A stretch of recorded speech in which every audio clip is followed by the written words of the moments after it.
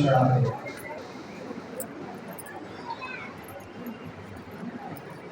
ತಮಗೆಲ್ಲ ಒಂದು ರೀತಿ ಹೊಸ ಒಂದು ಅನುಭವವನ್ನು ಕೊಡ್ತಾ ಇದೆ. ನಾವು ಲಿಂಗಾಯತರು ಹೇಗಾಗಿದ್ದೀವಿ ಅಂತಂದರೆ, ಎಲ್ಲ ರೀತಿಯ ಆಚರಣೆಗಳನ್ನು ನಾವು ಒಳಗೊಂಡು ನಮ್ಮ ಆಚರಣೆಗಳನ್ನು ನಾವು ಮರೆತು ಹೋಗಿದ್ದೀವಿ. ಸುಮಾರು 900 ವರ್ಷಗಳಿಂದ ನಾವು ಏನು ಮಾಡಬೇಕಾಗಿದ್ದು ಬಿಟ್ಟು ಏನು ಮಾಡಬಾರ್ದು ಅದನ್ನೆಲ್ಲ ಮಾಡ್ತಾ ಇದ್ದೀವಿ. ಈಗ ಪುನರುತ್ಥಾನ ಕಾಲ ಇದೆ. ಮತ್ತೆ ನಮ್ಮ ಬಸವಾದಿ ಶರಣರ ವಿಚಾರಧಾರೆಗಳ ಅನುಗುಣವಾಗಿ ಬದುಕಬೇಕು ಅನ್ನುವಂಥ ಒಂದು ಆ ತುಡಿತ ಏನದಲ್ಲ, ಅದರ ಪ್ರತೀಕವಾಗಿ ಈಗ ಮತ್ತೆ ಬಸವ ತತ್ವದ ಆಧಾರದಲ್ಲಿ ಮದುವೆ ಕಾರ್ಯಕ್ರಮಗಳು, ಮನೆ ಓಪನಿಂಗ್ ಅಂತ ಕರಿತೀವಲ್ಲ, ಗುರು ಪ್ರವೇಶ ಆಗಿರ್ಬೋದು, ಹಾಗೆಯೇ ಗರ್ಭಕ್ಕೆ ಲಿಂಗ ಧಾರಣೆ ಮಾಡುವಂಥದ್ದಾಗಿರ್ಬೋದು, ಮಗುವಿಗೆ ನಾಮಕರಣ ಮಾಡೋದಾಗಿರ್ಬೋದು, ಹಾಗೆಯೇ ಸಮಾಧಿ ಕಾರ್ಯಕ್ರಮಗಳು, ಇವೆಲ್ಲವೂ ಸಹ ಈ ಲಿಂಗಾಯತ ನಿಜ ಆಚರಣೆಗಳ ಮೂಲಕವಾಗಿ ಇಂದು ಜರುಗ್ತಾ ಇರೋದರಿಂದ ಪುನಃ ನಾವು ನಮ್ಮ ಮರೆತಂತಹ ದಿನಗಳನ್ನು ನೆನಪಿಸಿಕೊಳ್ಳೋದಕ್ಕೆ ಈ ಚಟ್ಟೇರ್ ಮತ್ತು ದೂದಿಗೆ ದಂಪತಿಗಳು ಒಂದು ಒಳ್ಳೆಯ ಅವಕಾಶ ಮಾಡಿಕೊಟ್ಟಿದ್ದಾರೆ. ಅದಕ್ಕೆ ಮೊದಲನೇದಾಗಿ ಅವರಿಗೆ ನಾನು ಅಭಿನಂದನೆಗಳನ್ನು ಸಲ್ಲಿಸ್ತಾ ಇದ್ದೀನಿ. ಅರ್ಥ ಆಗದ ವ್ಯರ್ಥ ಮಂತ್ರಗಳನ್ನು ಓದಿಸಿಕೊಂಡು ನಾವುಗಳೆಲ್ಲ ಮದುವೆಯನ್ನು ಮಾಡಿಕೊಂಡಿದ್ದೇವೆ. ಹಾಗೆಯೇ ಅರ್ಥವಾಗದ ವ್ಯರ್ಥ ಮಂತ್ರಗಳನ್ನು ಆಧರಿಸಿಕೊಂಡೇ ಮಗುವಿಗೆ ನಾಮಕರಣ ಮಾಡಿದ್ದೇವೆ. ಅಷ್ಟೇ, ನಮ್ಮ ನಾಮಕರಣ ಹಾಗೆ ಆಗಿದೆ ಅಂತ ಅಂದ್ಕೊಳ್ತೀನಿ.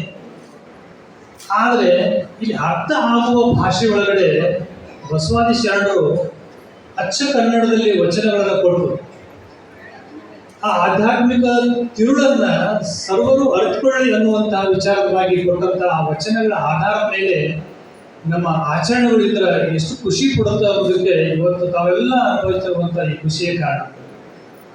ಸ್ವಲ್ಪ ನಾವು ಸಾಮಾಜಿಕವಾಗಿ ಮತ್ತು ಐತಿಹಾಸಿಕವಾಗಿ ಹಿನ್ನೆಲೆಯನ್ನು ಇದಕ್ಕೆ ಗಮನಿಸ್ತಾ ಹೋದರೆ, ಎಲ್ಲ ಪ್ರಾಣಿಗಳಂತೆ ಮನುಷ್ಯನೂ ಸಹ ಒಂದು ಪ್ರಾಣಿ ಅಂತ ನಾವು ಪ್ರಾರಂಭದಲ್ಲಿ ಹೇಳ್ತೀವಿ. ಆದರೆ ಎಲ್ಲ ಪ್ರಾಣಿಗಳು 4 ಕಾಲಿನಿಂದ ನಡೆಯುವುದಕ್ಕೋಸ್ಕರವಾಗಿ ಅವುಗಳ ಮಗು ಗರ್ಭದಲ್ಲಿ ಸಂಪೂರ್ಣವಾಗಿ ಬೆಳವಣಿಗೆ ಹೊಂದಿ ಭೂಮಿಗೆ ಬರುತ್ತೆ. ನಾನು ಮಾತಾಡ್ತಿರೋದ್ರಲ್ಲಿ ಸ್ವಲ್ಪ ಕೂಲಂಕಷವಾಗಿ ಗಮನವಿಟ್ಟು ಕೇಳಿ.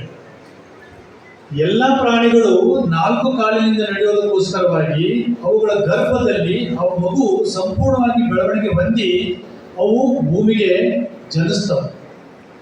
2 ಕಾಲಿನಿಂದ ನಡೀತಾ ಇರುವಂಥ ಮನುಷ್ಯನ ಗರ್ಭದಲ್ಲಿರುವಂತಹ ಮಗು ಸಂಪೂರ್ಣವಾಗಿ ಬೆಳೆದಿರುವುದಿಲ್ಲ. ಪ್ರೀ ಮ್ಯಾಚೂರ್ ಡಿಲಿವರಿ ಅಂತ ಕರೀತೇವೆ. 9ನೇ ತಿಂಗಳಿಗೆ ಅದು ಭೂಮಿಗೆ ಬಂದ್ಬಿಡೋದು. ನಿಜವಾಗಿಯೂ ಮನುಷ್ಯ ಗರ್ಭದಲ್ಲಿ 1 ವರ್ಷ 12 ತಿಂಗಳಿಂದ ಸಂಪೂರ್ಣವಾಗಿ ಬೆಳವಣಿಗೆ ಹೊಂದಿ ಭೂಮಿಗೆ ಬರೋದಕ್ಕೆ ಸಾಧ್ಯತೆ ಇದೆ. ಪ್ರೀ ಮ್ಯಾಚೂರ್ ಡೆಲಿವರಿ ಆಗಿರೋದ್ರಿಂದ, ಅಂದರೆ 2 ಕಾಲದಿಂದ ನಿಂತಿರೋದ್ರಿಂದ ಗರ್ಭ ಜರಿತದ, ಅದು 9 ತಿಂಗಳಿಗೆ ಜನ ಆಗಿರೋದ್ರಿಂದ ಮಗು ಸೂಕ್ಷ್ಮತೆ ಇರುತ್ತದೆ, ಸಂಪೂರ್ಣವಾಗಿ ಬೆಳೆದಿರೋದಿಲ್ಲ. ಇತರ ಎಲ್ಲ ಪ್ರಾಣಿಗಳನ್ನು ನೀವು ಗಮನಿಸಬಹುದು. ಆನೆಯ ಮರಿ 24 ತಿಂಗಳವರೆಗೆ ಧರಿಸ್ತದೆ, ಅದಕ್ಕೆ ಗಜಗರ್ಭ ಅಂತ ಕರೀತಾರೆ. ಹಾಗೆ ಎಲ್ಲ ಪ್ರಾಣಿಗಳು ಅವು ಸಂಪೂರ್ಣವಾಗಿ ಬೆಳವಣಿಗೆ ಬಂದ ಮೇಲೆ ಹೊರಬರ್ತವೆ. ಬಂದ ತಕ್ಷಣ ಆಟೋಮೆಟಿಕ್ ಆಗಿ ಅವುಗಳ ಆ ಒಂದು ಕರುಳು ಬಳ್ಳಿ ಕತ್ತರಿಸಿ ಅವು ಭೂಮಿ ಬಿದ್ದ ತಕ್ಷಣ ಎದ್ದು ನಿಂತ್ಬಿಡ್ತಾವೆ. ಯಾಕಂದ್ರೆ ಸಂಪೂರ್ಣವಾಗಿ ಬೆಳೆದಿರ್ತಾವೆ. ಎದ್ದು ನಿಂತಿರಲಿಲ್ಲ ಅಂದ್ರೆ ಆ ತಾಯಿ ಅದಕ್ಕೆ ಒತ್ತೆ ಎದುರಿಸ್ತದೆ. ನೀವೆಲ್ಲ ನೋಡಿರ್ಬೋದು, ಜಿರಾಫ್ ಆಗಿರ್ಬೋದು, ಕುದುರೆ ಆಗಿರ್ಬೋದು, ಗರ್ಭದಿಂದ ಹೊರಗೆ ಬಂದ ಮೇಲೆ ಆ ಮಗು ಎತ್ತಿದ್ರಪ್ಪ ಜಾಡ್ಸಿ ಹೊಡಿತೈತೆ ಆ ತಾಯಿ.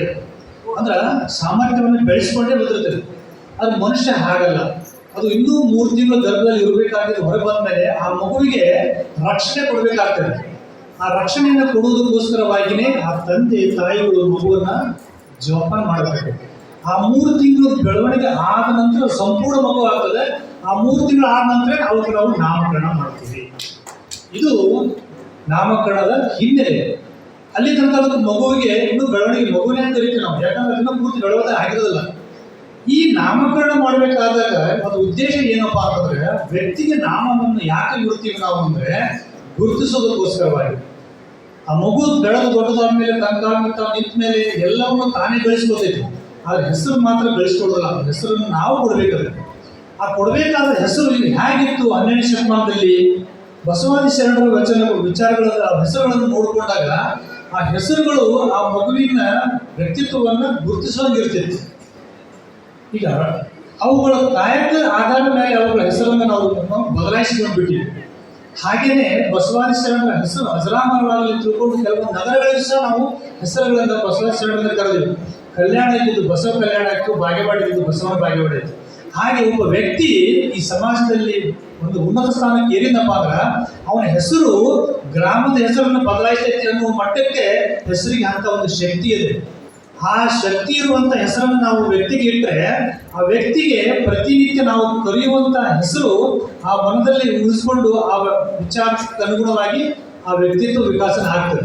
ಅದಕ್ಕೋಸ್ಕರವಾಗಿ ಹಿಂದಿನ ಶತಮಾನದಲ್ಲಿ ಅಥವಾ ಹಿಂದಿನ ಕಾಲದಲ್ಲಿ ಎಲ್ಲರೂ ಸಹ ನಮ್ಗೆ ಯಾರ ಹೆಸರು ಇಟ್ಟರಪ್ಪ ಅಂದ್ರೆ ನಮ್ಮ ಅಜ್ಜನ ಹೆಸರು ಇಟ್ಟರು. ಅದ್ರ ಅರ್ಥ ಏನಪ್ಪಾ ಅಂದ್ರೆ ಅಜ್ಜನನ್ನ ನೆನಪು ಮಾಡ್ಕೊಳ್ಳುವಂಥದ್ದು. ಅಜ್ಜನ ಹೆಸರು ಇಟ್ಟಿರೋದ್ರಿಂದ ತಂದೆ ತಾಯಿಗಳು ನೇರವಾಗಿ ಹೆಸರು ಕರೀದ ಅವಾಗ ಅಪ್ಪ ಅಮ್ಮ ಅಜ್ಜ ಅಂತ ಹೆಸರು ಕರಿತಾ ಇದ್ರು. ಹಾಗೆ ಅಂತ ಹೆಸರುಗಳು ಇವತ್ತಿಲ್ಲ ನಮ್ಮ ಮಧ್ಯದಲ್ಲಿ. ಅವು ಏನೋ ಪಿಂಕಿ ಡಾಂಕಿ ಏನೇನು ಹೆಸರು ಇರ್ತಾವೆ, ಬಟ್ ಅವು ಯಾವಕ್ಕೂ ಅರ್ಥನೇ ಇಲ್ಲ. ಹೆಸರು ಹೇಗಿರ್ಬೇಕಪ್ಪ ಅಂದ್ರೆ ಕರೆಯೋರಿಗೂ ಮಧುರವಾಗಿರ್ಬೇಕು, ತರಿಸ್ಕೊಳ್ಳೋರಿಗೂ ಮಧುರವಾಗಿರ್ಬೇಕು. ಆ ಹೆಸರಿಗೆ ಆ ವ್ಯಕ್ತಿ ಆಕರ್ಷಣವಾಗಿರ್ಬೇಕು. ಅಂತಹ ಹೆಸರನ್ನು ನಾವು ಬಸವಾದಿ ವಿಚಾರದಲ್ಲಿ ನೋಡ್ತೀವಿ. ಇದು ಹೆಸರಿಂದಾದ್ರೆ ಹೆಸರು ನಾಮಕರಣ ಮಾಡಬೇಕಾದಂತ ಬಸವಾದಿ ಶರಣರು ಯಾವ ಒಂದು ವಿಚಾರವನ್ನು ಅನುಸರಿಸ್ತಾ ಇದ್ರು ನೋಡ್ರಿ. ನಮ್ಮ ಲಿಂಗಾಯತ ಧರ್ಮದೊಳಗ ಗರ್ಭದಲ್ಲಿ ಶಿಶು ಮೂಡಿದಾಗನೇ ಅದಕ್ಕೆ ಸಂಸ್ಕಾರವನ್ನು ಕೊಡ್ತೀವಿ. ಗರ್ಭ ಸಂಸ್ಕಾರ ಅಂತ ಕರೀತಾರೆ. ಅಂದ್ರೆ ಮಗು ಅಂತ ನಾವು ಯಾವಾಗ ಕರಿತೀವಿ ಅಂತಂದ್ರೆ ಗರ್ಭದಲ್ಲಿ ತಂದೆ ತಾಯಿಗಳ ಸಂಬಂಧ ಏನ ಗರ್ಭ ಜೈಗೋಟ್ ಫಾರ್ಮೇಶನ್ ಆಗ್ತದಲ್ಲ ಅವಾಗನೇ ಅದನ್ನ ನಾವು ಮಗು ಅಂತ ತಿಳ್ಕೊಂಡು ಅದು ಡೆಲಿವರಿ ಆದ ಹೊರಬರುವತ್ನಾಗ ಅಂಗ ಸಂಸ್ಕಾರದಿಂದ ಲಿಂಗ ಸಂಸ್ಕಾರವಾಗಿ ಉನ್ನತವಾಗಿ ಬರಲಿ ಅಂತ ತಿಳ್ಕೊಂಡು ಗರ್ಭಕ್ಕೆ ಲಿಂಗ ಧಾರಣ ಮಾಡುವಂಥ ಸಂಸ್ಕಾರವನ್ನ ನಮ್ಮ ಬಸವಾದಿ ಶರಣರು ಕೊಟ್ಟಿದ್ದಾರೆ.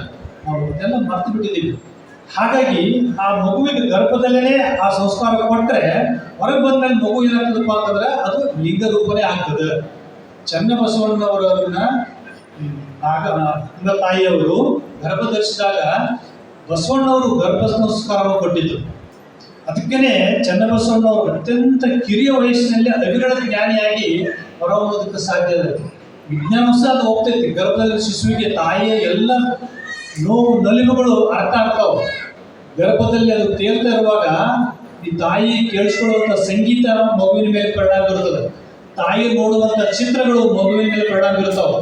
ತಾಯಿ ಕೇಳುವಂಥ ಕಥೆಗಳು, ನೋಡುವಂಥ ಧಾರಾವಾಹಿಗಳು, ಹಾರಾಶ್ರಮಗಳು ಮಗು ಕ್ರಿಮಿನಲ್ ಆಗಿರುತ್ತಾರಂತ ಪ್ರೂಫ್ ಆಗಿದೆ ಇವತ್ತು. ಆ ಕಾರಣಕ್ಕಾಗಿ ಮಗುವಿನ ಜನನದಲ್ಲಿರುವಂತಹ ತಾಯಿ ಬಹಳಷ್ಟು ಕೇರ್ಫುಲ್ ಆಗಿ ತನ್ನ ಮಗುವನ್ನು ಬೆಳೆಸಬೇಕಾಗ್ತದೆ. ಯಾವಾಗ ಗರ್ಭದಿಂದ ಹೊರಗೆ ಬಂದಾಗಲ್ಲ, ಗರ್ಭದಲ್ಲಿ ಇದ್ದಾಗನೇ ಆ ರೀತಿ ಬೆಳೆಸಬೇಕಂತ ತಿಳ್ಕೊಂಡು ಬಸವಾದಿ ಶರಣರು ಗರ್ಭ ಸಂಸ್ಕಾರ ಅನ್ನುವಂಥ ಒಂದು ಸಂಸ್ಕಾರವನ್ನು ಮಾಡಿ ಅದಕ್ಕೆ ಗರ್ಭಕ್ಕೆ ವಿಭೂತಿಯನ್ನು ಹಚ್ಚಿ ಆ ಮಗು ಹೊರಗೆ ಬರೋಕ್ಕಿಂತ ಮೊದಲೇ ಆ ಮಗುವಿಗೆ ಆಗಿನೇ ಲಿಂಗವನ್ನ ತಾಯಿಯ ಏನು ತೋಳಿಗೆ ಕಟ್ಟಿರ್ತಾರೆ. ಇವತ್ತು ಆ ತಾಯಿಗೆ ಧರಿಸಿರುವಂಥ ಲಿಂಗವನ್ನ ಆ ಮಗುವಿನ ನಾಮಕರಣದಲ್ಲಿ ಆ ಲಿಂಗವನ್ನ ಧಾರಣೆ ಮಾಡ್ತಾರೆ. ಇದು ನಮ್ಮ ಲಿಂಗಾಯತ ಪರಂಪರೆಗಳು ಬಂದಿರುವಂಥ ಸಂಸ್ಕಾರ ಇದು. ಹೀಗೆ ಬರುವಂಥ ಮಕ್ಕಳಿಗೆ ನಾವು ಲಿಂಗ ಧಾರಣೆ ಮಾಡಿಸುವುದು ಅಂತಲ್ಲ, ಅದು ಗರ್ಭದಲ್ಲಿರುವಾಗ ಲಿಂಗ ಧಾರಣೆ ಆಗಿದೆ. ಈ ಹೊರಗೆ ಬಂದಾಗ ಲಿಂಗ ಧಾರಣೆಯನ್ನು ಮಾಡುವಂಥದ್ದು ಏನಪ್ಪಾ ಅಂತಂದ್ರೆ ಆ ಮಗುವಿಗೆ ಸಂಸ್ಕಾರ ಕೊಡುವುದರ ಮೂಲಕವಾಗಿ ಅಂಗಭಾವ ಹೋಗಿ ಲಿಂಗ ಭಾವ ಬೆಳೆಯಲಿ ಎನ್ನುವಂಥದ್ದು. ಬಹಳ ರಿಚ್ ಕಲ್ಚರ್ ಅದ ನಮ್ದು. ಲಿಂಗಾಯತ ಅಂತ ಸರಳ ಅಲ್ಲ. ಈ ಭೂಮಿ ಮೇಲಿರುವಂಥ ಎಲ್ಲ ಧರ್ಮಗಳಲ್ಲಿ ಹೆಚ್ಚಂತೂ ವೈಚಾರಿಕವಾಗಿ ವೈಜ್ಞಾನಿಕ ಧರ್ಮ ಯಾವುದು ಲಿಂಗಾಯತ ಧರ್ಮ. ಯಾಕಂದ್ರೆ ಇದು ಪ್ರಶ್ನಿಸುವುದರ ಮೂಲಕ ಹುಟ್ಟುಕೊಂಡಿರುವಂಥ ಧರ್ಮ. ಕರ್ಣದಲ್ಲಿ ಜನಿಸಿದವರು ಉಂಟೆ ಅಂತ ಪ್ರಶ್ನೆ ಮಾಡ್ಯಾರ, ಕಿವ್ಯಾಗ ಹುಟ್ಟಕ್ಕೆ ಸಾಧ್ಯತೆ ಇದೆ. ತಲೆಯ ಮೇಲೆ ತಲೆ ಉಂಟೆ ಅಂತ ಪ್ರಶ್ನೆ ಮಾಡ್ತಾರೆ. ಹೀಗೆ ಪ್ರಶ್ನೆ ಮಾಡೋದ್ರ ಮೂಲಕವಾಗಿ ಅನುಭವ ಮಂಟಪದಲ್ಲಿ ಚರ್ಚೆ ಮಾಡಿ ಹುಟ್ಕೊಂಡಿರುವಂಥ ಧರ್ಮದಲ್ಲಿರುವಂಥ ಆಚರಣೆಗಳು ಎಷ್ಟು ವೈಚಾರಿಕವಾಗಿರೋ ಅನ್ನೋದನ್ನು ನಾವು ಅರ್ಥ ಮಾಡ್ಕೋಬೇಕು. ಆ ಅರ್ಥ ಮಾಡಿಸೋದಕ್ಕೋಸ್ಕರವಾಗಿಯೇ ಇಂಥ ಒಂದು ಕಾರ್ಯಕ್ರಮದಲ್ಲಿ ನಾವು ಉಪನ್ಯಾಸದ ಮೂಲಕವಾಗಿ ನಿಮ್ಮೊಳಗೆ ಆ ಬೀಜವನ್ನು ಬಿತ್ತಾ ಇದ್ದೇವೆ. ಈ ಬೀಜವನ್ನು ಬಿತ್ಕೊಂಡ್ಮೇಲೆ ನಾವು ಏನು ವೈದಿಕ ವಿಚಾರಗಳನ್ನ ಸುತ್ತುವರೋದ್ರಲ್ಲಿ ನಮ್ಗೆ ವಿಷಯ ಹೊರತು ಅದರಿಂದ ಹೊರಗೆ ಬರೋದಕ್ಕೆ ಸಾಧ್ಯತೆ ಆಗ್ತೈತಿ. ಇದು ತಿಳುವಳಿಕೆ ಕೊಡದೇ ಇರೋದಕ್ಕೋಸ್ಕರವಾಗಿ ನಾವೇನು ಮಾಡ್ತೀವಪ್ಪ ಅಂದ್ರೆ ಎಲ್ಲ ದೇವರುಗಳಿಗೆ ಎಲ್ಲ ರೀತಿಯಾದಂಥ ಆಚರಣೆಗಳು ಮಾಡ್ಕೊಂಡು ನಮ್ಮ ಆಚರಣೆ ಬಿಟ್ಟಿದ್ದೀವಿ.